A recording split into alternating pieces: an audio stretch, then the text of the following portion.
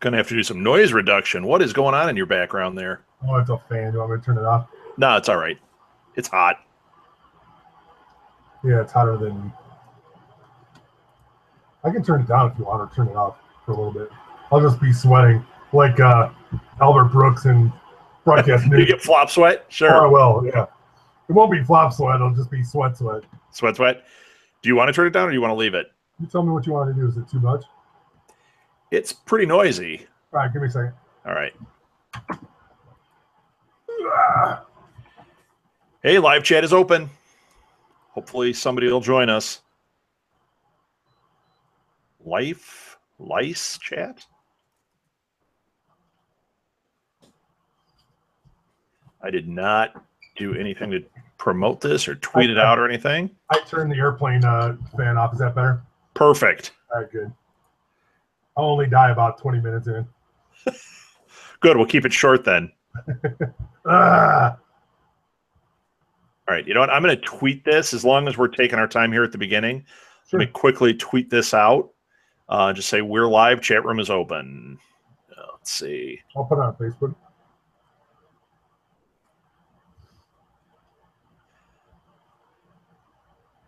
Of course, having all this open has slowed the computer down to nothing. That's awesome.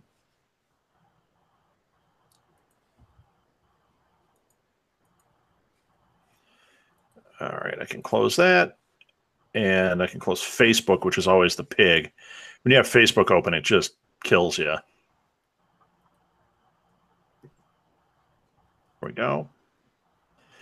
We're live or air live. We're live. I am alive. Let's see. 7 of HS Cult. Chat room is open. We're sorry, people. And I tweeted it from the wrong one. Son of a gun. Oh, I got a great look on my picture. It's awesome. I screwed it up. I needed to go to Disturbed, and it went to Southgate Media Group. Oh, I could just redo it. That's no biggie. Because I didn't save anything. Okay. We're live. It did the same thing. Air. It's correcting it to E-R-E. Because, that's more common than we're.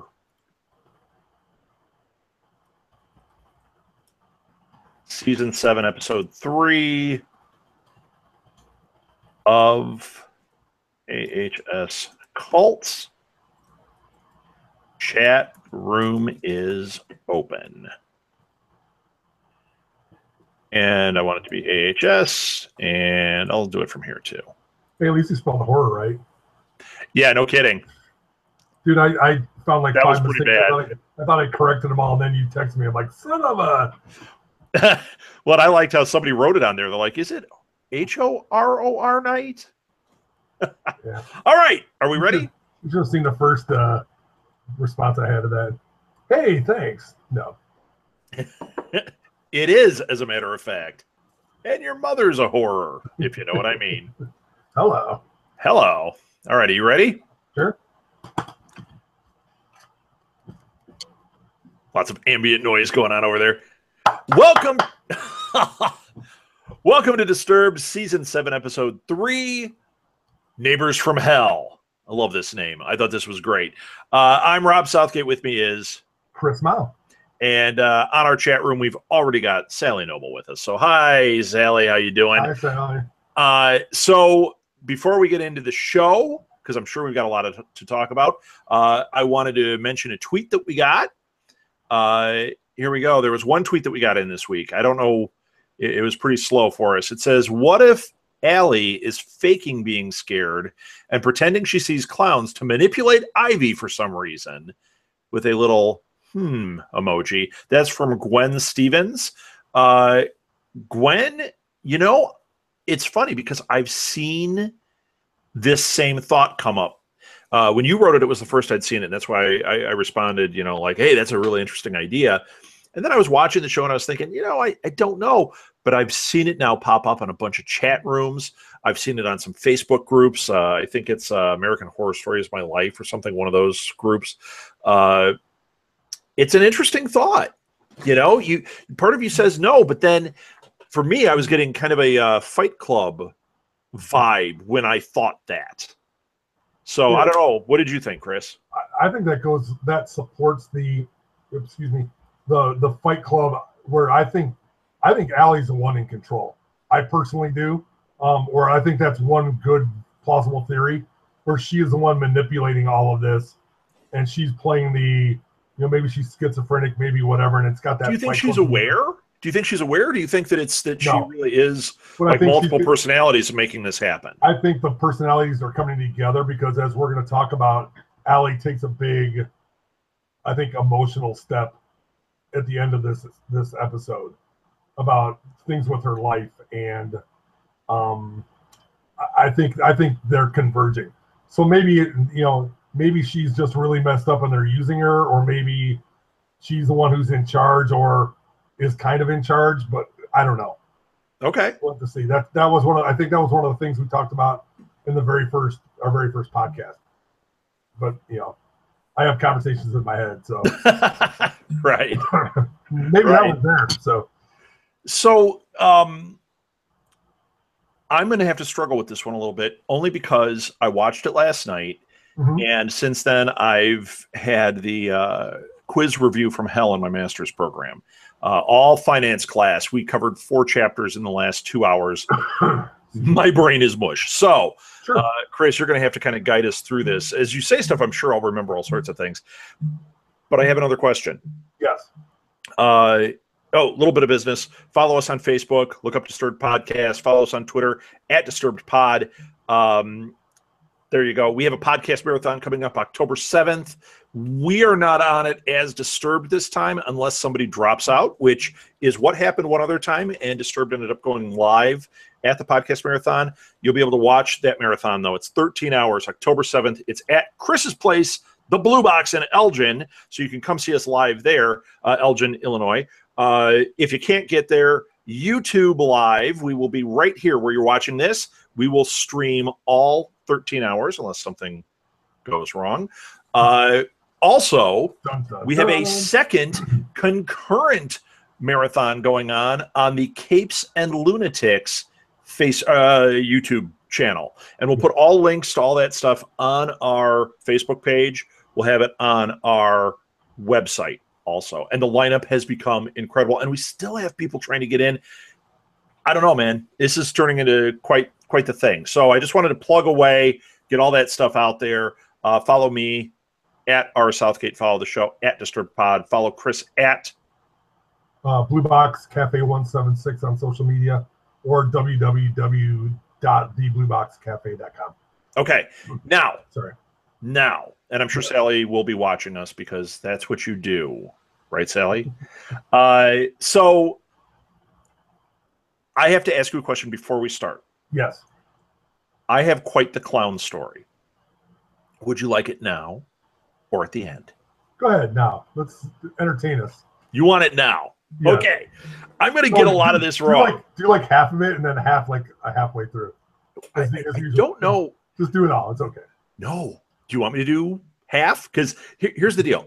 So I went on a ghost walk the other night. And Orion Cooling was doing it for his wife's birthday, and he does these. He hosts these ghost walks, and it was really great. And towards the end of the night, we ended up. This is in Chicago. We ended up at Rose Hill Cemetery, cool. And Rose Hill. Those of you that listen to this probably are familiar with that name. You may not know it until I tell you what it is. It's where last year, I believe, the very first sighting of the creepy clown fad started. If you look up Rose Hill Cemetery, look up clown, you'll see footage of this guy. The gates are closed, and these people were standing at the gates looking in like, ooh, it's haunted and all this. And then all of a sudden this clown in a yellow clown outfit pops up and like waves at them and then trots away. Now, here's the weird thing about this. I thought this was an isolated incident. I heard they had never caught the guy. Orion said it took place over the course of like 2 weeks. People kept spotting him, and they still never caught this guy, right? So whoever that guy was, what a jerk. Okay, but still, it's an interesting footnote, especially when you consider what we're talking about. Yes. So then he goes into, I told you I'm only going to give you half the story, and then we'll finish with the last half. He started talking about, I think it's in Woodlawn, Illinois, there is a cemetery that has, it's like the circus performer cemetery. Have you ever heard of this? I have not, but it sounds intriguing. Well, Martha and I went there. On a first date? No. Yeah. But we were working on a project that we're still working on. But we went there to see this, and they have these big stone statues of these elephants. The reason this was set up was to have a cemetery for circus performers. There are 2 in the United States. One of them is right here in Woodlawn near Chicago. And right after it was opened, they actually needed it because there was a horrific train accident. Okay. I mean, this is in I think it was the early 1900s, if I get it right, real early. But it was a horrific accident. 2 trains going full speed. One of them, the engineer fell asleep, and the other one, the track wasn't switched. So they went full speed into each other. Boom. I mean, you can imagine the carnage. And it was circus people on one of them.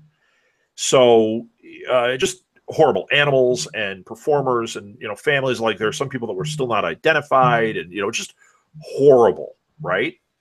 So that's the first part of the story. It's very sad. And in reality, if you go there on the memorial of this happening, circus performers still go there to pay tribute, and people are still buried there. I mean, getting buried there currently. But it's interesting. When I was talking to somebody at the cemetery, they told me that they said it is strange because some people come in full costume. Sure.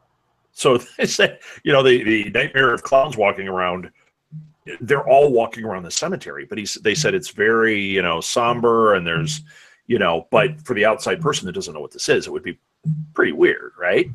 So the story Orion told, he told a little bit about that, but there were some kids that were there that witnessed it.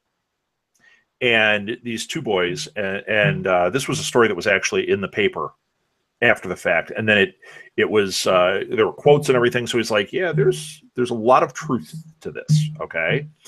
And these kids, they witnessed it, and what they did was they were pretty little, and they saw when this happened a couple of clowns in the full outfit just get thrown like rag dolls into the air. Right? Bam! And they just, they're like on fire, and they get thrown, and they're just like twisting, and the one younger one starts laughing because what else does he do? I mean, he's freaked out, right? But he doesn't. He's young. He can't control his emotions or whatever. And it's a clown, and he just like naturally starts laughing. And the other one is like kind of looking in amazement and everything. And somebody there that was on site turned to him and started yelling at him, like, "This is nothing to laugh at. What is wrong with you two?" And it's like really like horrible, right? And their dad, grabs him and like, "Let's get out of here." He doesn't want him to see anything. And one of the things that they did see was there was one of the clowns landed, and it was on its stomach, and they were looking at this before they get taken away, and somebody like pushed the body over to see if the person was alive, and the face was half clown, and the rest was just gone. So I mean, you're talking like on fire, and just like, oh my gosh, right? Horrible story. That's part one. Okay. Wait till you hear part two. Dun, dun, dun. So, clowns. Yes. Let's talk about this episode, Chris. Speaking of, so Neighbors from Hell. And it's very aptly named because I don't think there's a real winner. I think there's a lot of hellish behavior going on both sides. And I thought it was good because we finally got into, I think, a little bit of the meat of what's going on. Yeah. And I don't know how you felt about it. It was good. I mean, I think we learned more about Dr. Vincent and kind of what kind of. I think he's a quack. I don't think he's a real doctor, but I mean, I think you're right. I think it's just like there's something else going on with this guy. Yeah, I mean, there's obviously something weird because he's talking to Allie later, and he has like these emotion buttons, like you'd have on your fridge. I'm feeling grumpy today, and he kind of like changes it depending on her mood during the conversation, and it's a little weird. And then the opening scene where he's talking to the couple, and he introduces yet another phobia. What is it? Farraphosa majors. That's Farraphosa majors. Yes. It's fear of 70s feathered hair. Yes. You obviously have it. You've got the wet look right now. I do have the wet look right now. That's called sweat. But yes, and it's like the girl was locked in like the liquor cabinet by her dad when she was younger, and she has this fear of enclosed spaces or whatever. But after the couple sees the doctor, they come home and guess what? Yeah, they get killed by the clowns. They get put in boxes. It's like all of her fears are coming real. Right. I wonder if he's doing like hypnotic suggestion to make this stuff happen. Sure, I don't know. Including the clown stuff for her. Yeah, I wonder if there's a degree of that going on. Well, because he talks about. Kelly said that she agrees with us. There is something going on with this guy. There is totally. He's like facing your phobias, and you overcame them. He goes, and what did he call it? He called it. I'm losing the verbiage because I didn't write it down. I thought it was important. I should have. But he talks about facing them and acclimating to them. So it's like it's okay to be like scared, and it just was very weird. Like it doesn't seem like the proper line of treatment. But what do I know? I'm not a trained professional, but he's creepy. And then but you play one on this podcast. I do. But then you get to the part where he's talking to Allie, and he's just like got this maniacal look on his face, and doesn't stop her from doing pretty much the craziest thing I've ever heard of somebody doing. But it goes along with another line of my thinking of the show. But so that's how the show starts, and then gets instantly nutty from there. Yeah. Yeah. Well, so this therapist, let's dive into it a little bit more. I can't tell if, like, I had that thought of hypnotic suggestion because of the way that played out, making it so that it's playing on our fears. Not that it's not happening, but that it's not. I shouldn't say it this way. It's more like, instead of hypnotic suggestion, it's like he's tweaking the fear to make it so much worse. Sure. Like he's a sadist for psychological trauma. Or did he see Kai and kind of train him into this? You find somebody's fear and you exploit it, and you take that's a advantage thought. of it. Because what if he's just in cahoots with Kai? What if the cult is this idea of drawing fear and playing off fear? What if they're the cult members? Could be. It's not political, as we were led to believe. It's not anything other than the reason Kai reacted that way is I now have a tool for fear. Like they just thrive on being sadists, but it's like a mental sadism. Yeah, but I've never gotten that it's a political thing with Kai. I've always gotten from him that this is an opportunity. No, but he's using it. He's using the political situation. But I never got it was like he was a Trump guy, because I don't think he acts. I hate to say acts like that, but he's never said anything along those lines. But he specifically said this is an opportunity for chaos. So yeah. Because I mean, again, they talk. There's a couple of Pinky scenes in this episode which are great, which lead to some interesting things at the end, and we can talk about those. But I mean, there's a whole lot going on. So I don't know, Dr. Vincent. He's skeevy. I mean, he looks like an old guy trying to look young. He's got the very prototypical like 60s kind of setup in his office, and he's very kind of, I don't know. And then when she made that comment when Allie talks to him, and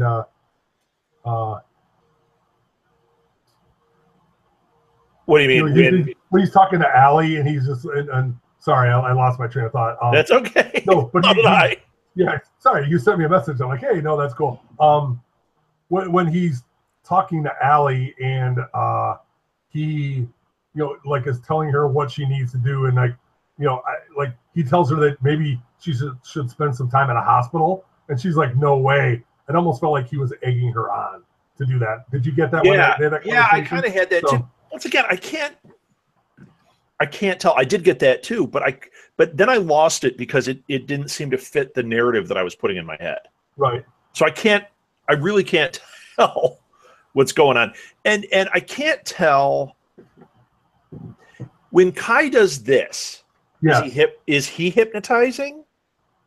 Well, I think he's adding ceremony to his thing about the trust. I think that's like his cultish thing where he's like, this is you and I talking. It's safe for you to say whatever you want. And I'm going to give you, like the thing where he talks to Meadow and he's like, this is my time and this is a revolution.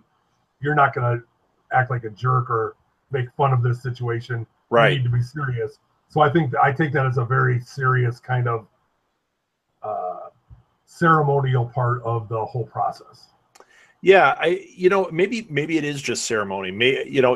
It might be. I would not be surprised if we don't see the Doctor do that with the Pinkies at some point. As soon as that happens, you know that he's either in on it or a cult member, or they're part of this. Or maybe he just trained Kai. Maybe Kai learned it from him how to deal with his fears. Or what if he planted all this in Kai? Right. Like if he's really the mastermind and he's planting this, Kai has gone off the deep end with it. Fine. He's all right with that. Maybe he's causing chaos on that end.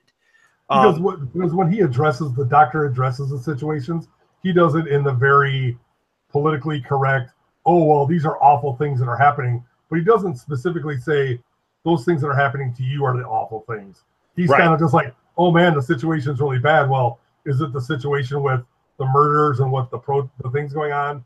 Is it the protesters, or is it the situation and how people are being? So yeah. I mean, I think there's a lot of things being said that I think we're going to look back and go, man, they didn't mean anything what we thought in the beginning. So I think that's been true of every season we've done together. Sure. Absolutely. So I think we throw a lot of stuff out there and get 10% right, but that 10% is glorious. Yeah. So, and that could also be what's happened with Oz. Yeah. Because Oz saw the therapist too. If that therapist planted some of this stuff in Oz, it's why Oz is seeing all these things. Well, didn't Winter do Pinky thing with Oz? Yeah. Last year. He's in there, but he also might just be a kid that's getting, I hate to say manipulated. He might just be in there being a kid, and she's using him as a tool, because I think Winter is, obviously, because how many dumb Winter is definitely deep in this somehow. Well, hey, I let the guy in and said he was here for an interview. What the? How many mistakes? How about that scene? Wait a minute. How about that scene? The guy's standing there completely naked. Yeah. And they're like, "What are you doing?" Yeah. That was unbelievable. And the fact that there was the message sent out there, and see, she goes off the deep end accusing those neighbors, but we don't know that it was those neighbors. No. It could have been Winter. It could have been Kai. It could have been the therapist. It could have been Allie herself. It could have been Ivy. Could have been Ivy. You know what Ivy's password was on her parental lock? No. Clowns with a Z. Shout out to Will. Yo. Oz goes, yeah, I looked at your passwords. It's clowns with a Z. Why would she have clowns? Clowns as a Z. And I think especially when she knows it terrifies Allie. Right. And why would she leave? Again, going back to why the comic book with Twisty, she puts it in the drawer. Those are her hands. I went back. No, that's what I'm saying. I think that Ivy is tied into it. Well, I don't know if she's tied into it, but she's not. No, I think she's tied into it, man. I think she's tied up in it, but she may not be aware. Just like we were saying, Allie might not be aware. She may not be aware. What if we go back to the therapist theory, and the therapist gave her this dual personality, so she has no idea that she's doing these things, making Allie crazier. Well, and really, the whole point is not for domination or anything.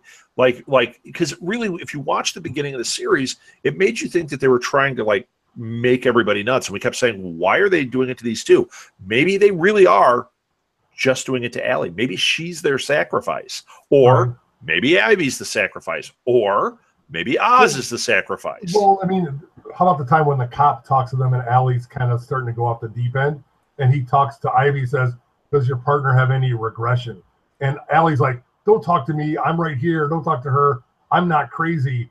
And they're both looking at her like, yeah, you're nuts. You're nuttier than a fruitcake. And there's all sorts of stuff going on. Maybe Ivy has the clown's password because Allie is trying to confront her fear of clowns. And he talks about, Dr. Vincent talks about that in the first scene about facing your fear, calling it out, making afraid. So who knows? And maybe it's Ivy's fear projecting on Allie because Allie is so, and I hate this term snowflakey, but could she have used more politically correct white buzzwords in this episode? I mean, every scene was like her being like, I'm one of you. I'm, that thing where she confronts the bug truck or whatever it is. And she's like, I want to speak to your supervisor. What is up with that bug truck? Yeah, exactly. Who knows? I mean, and then when they get out and they take the mask and it's that smiley face with the thing down the middle. Right. Once again, is that all hallucination, or are they really doing something? Ivy saw the truck, but we don't know if she saw that truck. You know what I mean? She saw something because Ivy. They were both looking at it out the window, and they both saw the truck. Yeah, we both saw it twice. But does that mean it's the black truck that Allie saw? Just like we as viewers have seen the ice cream truck, we saw Oz see it, and we saw, I think, Allie saw it, didn't she? Allie did, yes. Yeah. And then it pulled up in front of the house, didn't it? The other house. Yeah. So I mean, but I mean, are we looking at this through Allie's eyes? And that's actually because she even says it looks like a Kemlon truck but black. Right. And so maybe it is during the day, and there's a Kemlon truck that goes by, and that those guys were actually spraying the yard, but Allie is freaking out because she just can't deal with it. And we're going to look back at it. It's going to be like, oh, it was Kemlon coming out during the day because. And where are the other neighbors? Everything seems to be focused on these neighbors and these two. But I mean, I live in a neighborhood. You do have neighbors on other sides. There's got to be some neighborhood busybody that's going to walk by and see what's going on, or that's going to come up and say, I saw that thing, or I saw those dead birds in your yard. Like, what's up with that? There's like nobody there. Right. But Billy and them. Yeah. Billy and, yes. Yeah. So, okay, let's talk about them for a second. First of all, the sombrero scene was amazing. It was right out of Difficult People. Oh, yes. Absolutely. I thought Chevy Chase was going up. I'm not kidding. Yes. The Three Amigos. Yeah. That was a great scene. Well, and the best part of that whole scene is we don't like racists in our neighborhood. Like, they've been there a day, and they're like yelling, it's like our neighborhood. Which I did like how she called them out on that. Yeah. Like, we've lived here. What are you talking about? Yeah. Now, here's something I thought of immediately in that scene that might have been something glossed over, or it might be some kind of clue. Billy, I don't know what his name is on the show. It's Billy Eichner or whatever his name is. Harrison crushed up the Taco Bell coupons and threw them in the door. That would be evidence that they were there and did this. Sure. When she told Ivy was like, what are you talking about? She could have just picked up, look at he threw these coupons in. Right. So were they really there? I think was that real? Or, but I don't know. They seemed shocked when they went over there and she punched him in the face. Well, because, I mean, I don't think that they did the thing with the guinea pig. I don't think that was them. I don't think they did either. And the smiley face, I think it's been established. And so, I mean, the whole precipice of Allie. It's on the side of their house, too. Right. It was that they came home from this night with the family at the restaurant. It was nice, and Oz and everybody got together. The family comes back, and there's the smiley face with the bloodshot.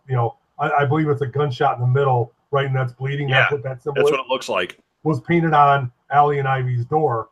And then they go and confront Harrison in the meadow. But in between, they run in. They've decided to keep the guinea pig because Allie is trying to win favor with her son. Yeah, that was real fast how it went from like, hey, we're friends to she's nuts again, and then guinea pig in the microwave. Well, but I don't know if they were friends, but I think there's always been that. But they come in, and obviously, who's going to come in right at the timing and start the microwave with the guinea pig in it? And I hate that part. I thought it was. I mean, it proved the point, but it was stupid. And then she goes over and confronts the Wiltons. How would she? I mean, she just has this animosity. I mean, I guess that happens with neighbors. I've never been. But it was like she went from 0 to 60, but she is unstable. Yes. Or potentially unstable. Right. So that could make sense. But I did too. I thought that was a cheap move. Right. I don't know. Now they had maybe the guinea pig was what the smiley face was for. Maybe, who knows? Maybe they were killing the guinea pig, and then and which would go back to the idea that it's either Allie or Ivy that's doing it. Well, maybe the doctor knows. Maybe the doctor knows her phobias, and again, he's letting that go. And maybe we're talking about the doctor. Maybe Kai or Windsor worked for the doctor and got access to all of his notes, and they're using his notes to confront people. Who knows? I mean, there's obviously a lot more going on, and maybe who knows what's going to happen. Yeah, who knows? They use all that stuff, but yeah, that was a nutty scene. And then in between there, they do the pinky thing with Kai, each of them, and they both, Meadow and Harrison do the pinky thing, and they both basically say, "Yeah, I hate my wife or I hate my husband. I want them dead," because I don't feel. I mean, obviously they're in a very awkward relationship. He's gay, she's not. She's, as Kai says, you're the most bleeping irritating person on the planet. Yeah, right. I mean, like basically saying, Meadow, you're just like a big lump of whatever, and Harrison, you're just a gay guy living with a beard. And then here's what I'm wondering about that. So we had the scenes of, was it Harrison was with the doctor and Meadow was with Kai? And then we have at the end, we have Meadow gone and blood everywhere. Did they plant something in Harrison to do it? Is Harrison manipulated in this? Is he the Allie of that house? The way I took it is that Kai did the pinky ceremony thing with each of them, and Meadow didn't take it seriously. She made the joke where she's like, "Well, I think the Real Housewife has a drinking problem," and he got mad at her, and then where he said, "I'm going to help you," and then so Meadow said, "I'm going to die alone," and then Harrison goes, "I want her dead," and they took Harrison's desire and killed her and took her because. Or did they? Are we going to see her pop up later, which is possible? No, I think she's done because she's done. I think they set the table that she's annoying and she's really just there to be an antagonist. And I think there's plenty of other antagonists now. Now that Allie and Ivy are kind of having some issues. Well, they could bring her back and have her be like disfigured under one of those clown masks too, because we haven't seen anybody take a clown mask off. What if they're all disfigured under there? Like Twisty was. Right. Maybe, but I think, they're, I mean, in that first scene, we didn't see the three-faced one. We didn't see the big nose guy. Right. We're seeing the one with the hands. We see the one with the hands, and I'm going to almost bet dollars to donuts that's Winter. I'm just going to call that right now. Are you? Wow. Because, I mean, but she's very handsy. There were two girls and two guys. Yeah. Now, in the first one, there seemed like there's 6.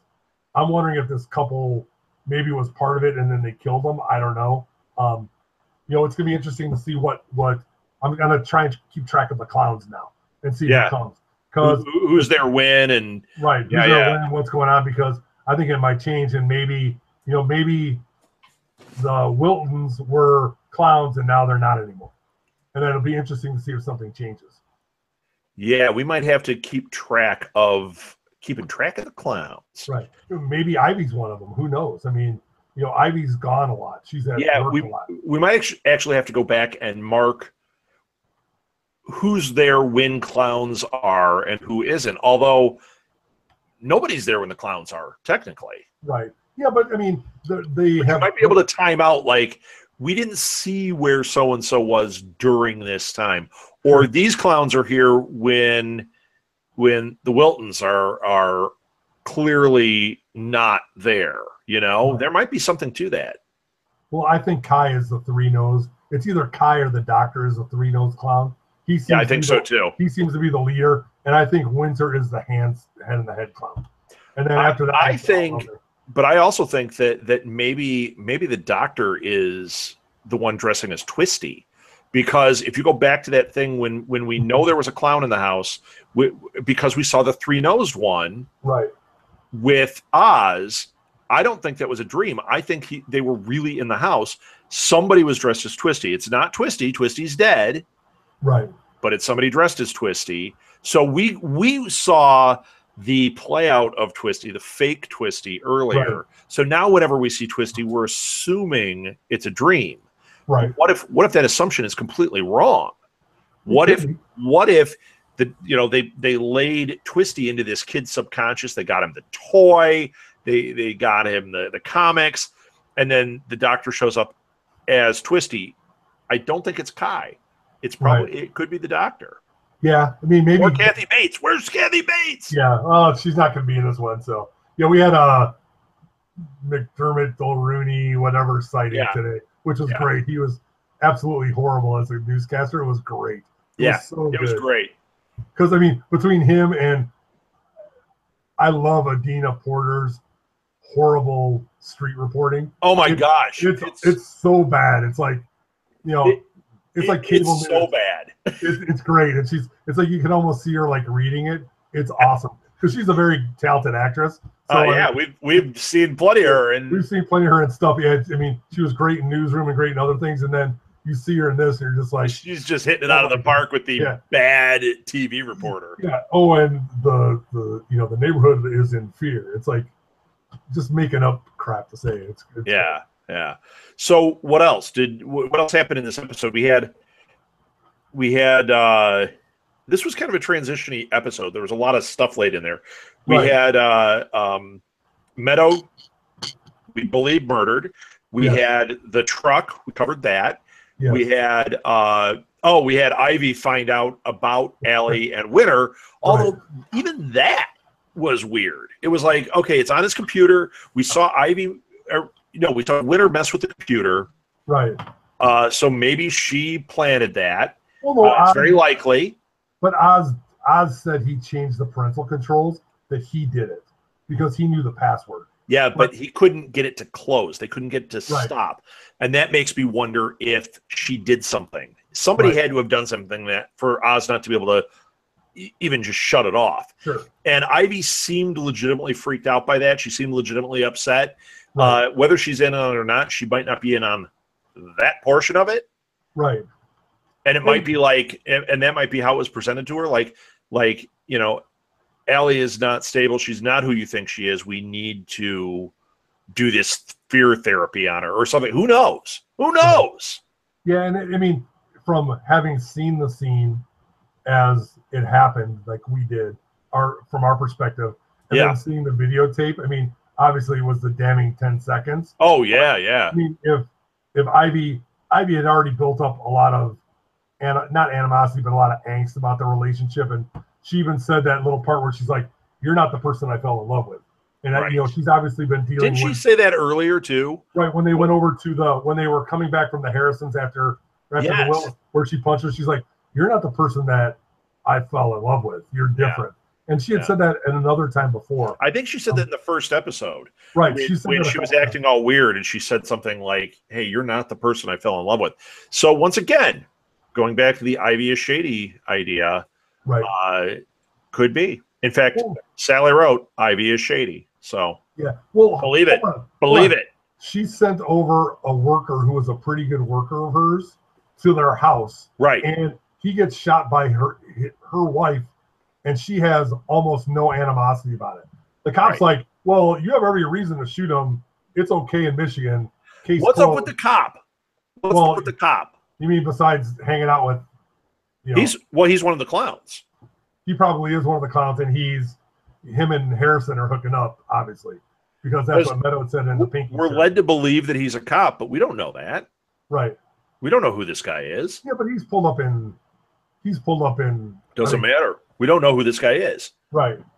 Well, isn't the first time the guy says some detective is going to help you? But even if he's a cop or not, he's obviously involved or. Oh, he's involved. Right. He's obviously in there. So yeah, he's definitely involved. So I think he's another one that's going to play out. We're going to get a much better story out of him. I'm reading a lot of stuff where people are kind of busting on this season and they're complaining. I think that's common for this show. Right. Especially this. This is very confusing and at times gratuitous to a point that it could be off-putting to some people. Sure. But I'm finding a lot to pay attention to here. Well, I think they're addressing, number one, this show is really hitting home right now. I mean, I've never met a more topically, not sensitive, but I mean, just timing wise, right? The what is happening on TV is similar to things that are happening right now. Right. It's very pertinent. It's very pertinent. It's very relevant, and it's a little rough. And I think they are addressing. I think they're really attacking the white, the white establishment. I think I've addressed that in every podcast we've done, where they're really slapping down white privilege. They're really addressing it. I mean, today this episode, I think they spent a good 4 or 5 minutes of airtime addressing it and how stupid it looks and how bad it looks with Ivy, who I think is the way they're portraying her or the way she thinks of herself. I think she thinks of herself as a really, really good person. But like when she does I'm an American citizen, you need to tell me who you are. I hate to say it, what right is that of anything? Yeah, right. But I don't want to say we all do it, but we all feel about that sometimes because we walk into, I'm a business owner, you own businesses. There were people that treated you like that. What right is that other than you just feel that you're privileged to do that or that you can treat other people like that? And the things that she said, I want to talk to your supervisor. You can't do this. I want to see your permit. I want to see that. I mean, I think there's a lot of it when she goes in and confronts the protesters, what did she think? I mean, that's total like, well, I can explain it to these people. No, they're pissed off that you shot somebody who's an immigrant. She was going to do that. That was crazy. Like, and then of course they attack her, and it's like, what were you thinking? Exactly. I mean, after they were protesting, and then she's like, "I'm one of you. You have nothing in common with you have nothing in common with them except you're a human being, which may be the only thing that you have in common with them because you're obviously pretty wealthy, whether it's your money or Ivy's money. I would bet that it's Allie's money in this relationship. They own this. Yeah, I would bet it is too. Right, because I won't say she seems successful. That's just an assumption I'm making, and maybe it's off base. But she's the sugar mama of the group. Ivy is the smart, one with the idea for the restaurant or whatever, blah, blah, blah. They have nothing in common with her. I mean, that house is unbelievable. I mean, when Kathleen and I are watching, she's like, well, even the restaurant, I'm like, holy moly, that is money. It's ridiculous, but it's a very kind of, you would find that in a more posh suburb or part of town, not. But it sure seems like it's owned by two people. Usually, if you have something like that, you have a collective of people that own something like that because that's a lot of money in there. It's a lot of work. I mean, that's a ton of work. Yeah. I mean, all that stuff. I mean, you look at it, you're like, holy cow. The first time I saw it, I'm like, how could you run this? It would be nutty. So there's a lot of that, and I believe that I think a lot of people are uncomfortable by this. Especially now, she's down 2 employees.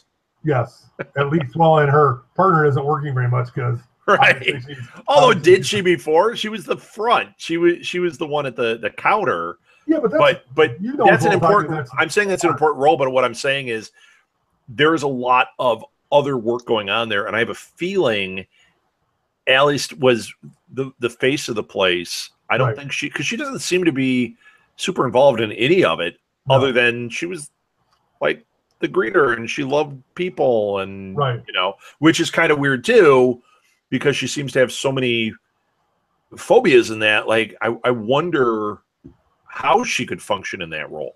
Sure. Well, but You know? she seems to be that type of person. Maybe that's what she is. I don't know. I mean, it's Yeah, hard for me. maybe we haven't heard enough, and maybe it's assumptions. I'm not sure. There, there's a ton of stuff going on with that, and it's just, it's I would bet that we're going to look back and look at the story and see this kind of resentment has been, the division between them has been growing for a while, where there feels like there's an inequity in the partnership, where Ivy is doing all this work and Allie is the one kind of doing the front. Because I mean, I can understand that, and I don't want to say I can personally relate, but I could see how that happens. Right. I mean, I've worked at places where I thought I'm doing all the work. And, well, that's how you can relate. I've worked places like that too, and we've all been in that situation, so I can understand that. Yeah, and it becomes rough. So that might be part of the genesis overall what's going on and how Allie and Ivy's relationship. At least from her part of the storyline. Right. Yeah. Exactly, and see how it goes. And I'm still not convinced that Ivy and Winter didn't have something going on. And I'm gonna, I won't say go on a limb, but we might go back and say, Ivy and Winter had something going on, and she's mad that Allie and Winter had something going on. Or maybe she set it up. Yeah, she could have been involved, but I think she, maybe that's all part of the plot to get her to drive her over the edge and for her to get everything. So, yeah. Who knows? Who knows what's going on with that? So, did we miss anything? I don't think we missed much, but let me go take a look at it. What about Oz made the comment about, I wish you could leave. I wish I could say my goodbyes to you, saying that to Allie. Yeah. About the part with the guinea pig. Yeah. I'm trying to look at other stuff that maybe we missed. Yeah, that I don't know. I mean, that might be a byproduct of what's going on with him in Winter. That might be a byproduct of him just being angry at her. Sure. That could be just and it's also been brought to his attention that you have two moms, and he might be like dealing with those emotions. We don't know. I mean, that might be all that is.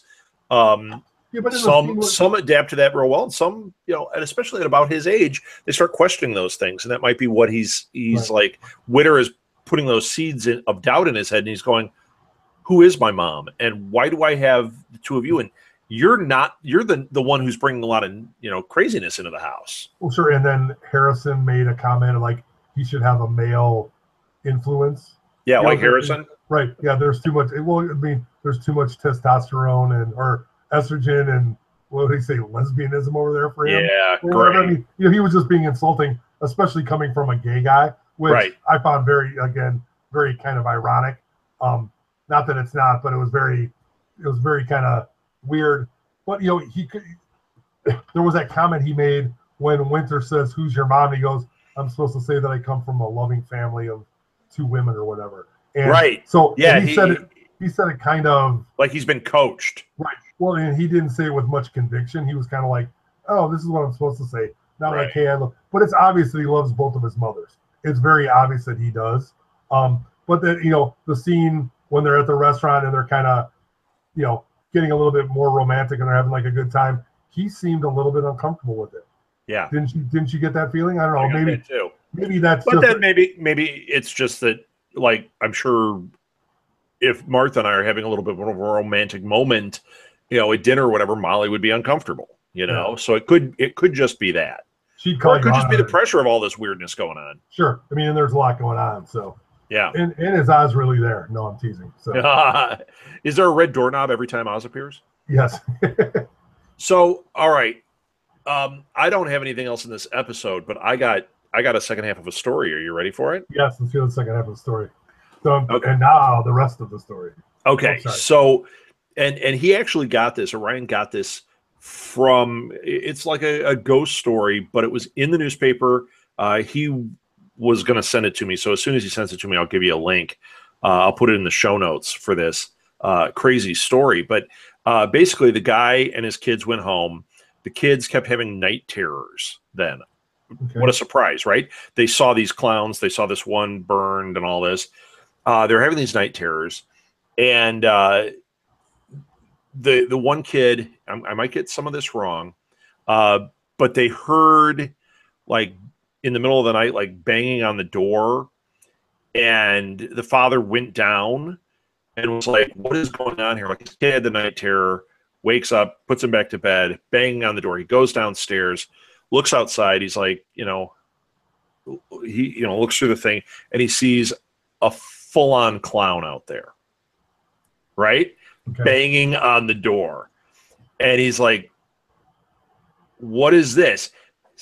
Clown starts banging, starts laughing, right? And he's going, leave my property. He goes upstairs, he gets a gun, he gets his shotgun, and this clown like breaks through the door and he shoots. The clown doesn't go down. He doesn't know if he hits it or whatever. He's assuming he did, but he doesn't know. Clown doesn't go down. Things still like coming at him and like laughing. It seems very horror movie-ish, right? He goes upstairs. The kids are screaming. He gets in their room and he barricades the door. And the thing is like just pounding on the door, laughing. And he's just like, I don't even know what to do. And this is like way back before like they could call anybody, right? No phones. And basically it kept up for the rest of the night. Oh my gosh.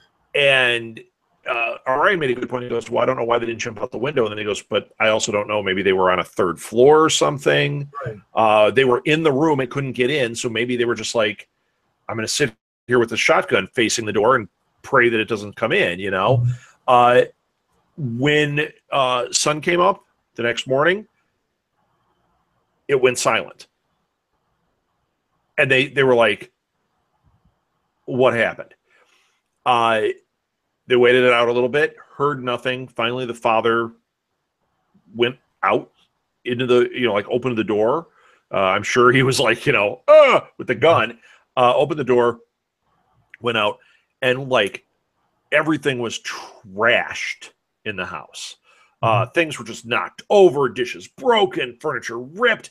He could see where the shotgun blast had happened, and no sign of the clown. That was it. And that was the story that they printed, was that they came and they saw the house in shambles and everything. And this is the story that the father told. And it's one of these weird, like, you go, yeah, no way, right? But maybe it's a demon story. If you believe in that stuff, sure. There it was. Maybe it was twisty. It's a good story, though. I mean, like standing outside of Rose Hill, hearing this story, you're like, yeah, this is a messed up story. Yeah. And the other point about that is this all happened in and around Chicago. And then you realize Chicago has quite the history with clowns. And this was kind of the first story of that. Right. It's after the Chicago fire, the city's rebuilding, it's growing exponentially, and then there's this weird story. And then you realize, years later, we've got everybody's favorite clown, Pogo, John Wayne Gacy, and then you also had the other everybody's favorite clown. Chicago is the epicenter of Bozo, right? Who is the the clown? He is the father figure clown that people aren't afraid of. So it really makes you wonder, like, is there something in the soil here? Sure. That's involved with this, and maybe that's something they're playing with in the show too. Or does it? I mean, I always think that you have that stuff in your underlying conscience that, like, hey, this is a town of clowns, so weird people are gonna glom onto that just as much as normal people, and they might say, hey, I'm nutty, but I'm gonna use it as a clown because that's what I'm gonna stick with. But you're right. I mean, especially at different times, because Bozo wasn't around back at the turn of the century. No. I mean, so when that happened, he's a product. What was he? The 50s, I think he started up. 50s or 60s. I mean, when. No, it was definitely earlier in the 60s, because they had those. Oh, maybe not. Maybe not. I don't remember. I actually have a friend that used to be on that show. So Bob Bell used to go to our church, and he was the nicest man. Oh, Bob Bell, yeah, Bob Bell, was Bozo. He was the nicest man. He was literally the nicest man, but he was Bozo, and it was just kind of amazing. And Well, when I went to when I was at Second City in classes, Joey DeOria, who was the next Bozo, he was a student there too. So I'd always see, like, signed pictures from Joey around in his clown costume and everything. It's pretty funny. And then the guy I know, played a sidekick. So Cookie was getting older, and this guy came in, and they brought in some like new clowns. But he's the guy that started where they didn't wear the full paint; they just kind of wore the thing here because he was like, "We got to be less scary." Right. And it's really interesting to read his Facebook posts because now he trains clowns and he does all this stuff, and he'll write things like when this whole weirdness was going on, he was putting things up like, "Hey, yeah, there are crap people that are doing this, but some of you are scary and you need to like think about the shoes you're wearing and the face you're putting on. You may think, hey, this is jolly, and think about it from a 3-year-old's perspective. You look like, something horrifying." Well, so it's really interesting, when you start getting into that. Now, all the clowns on American Horror Story are horrifying and awful. Yes. Well, they're all exaggerated. They're Joker-esque. With the weird eyes and the obvious distress, and we still haven't gotten into what all the holes are. There were no holes this week. There weren't any, not that I recall. So, what's with the holes? Yeah, well, we'll find out soon. We will. All right, is that it? I think that's it. Until next week. So follow us on Twitter at Disturbed Pod. Follow us on Facebook, Disturbed Podcast.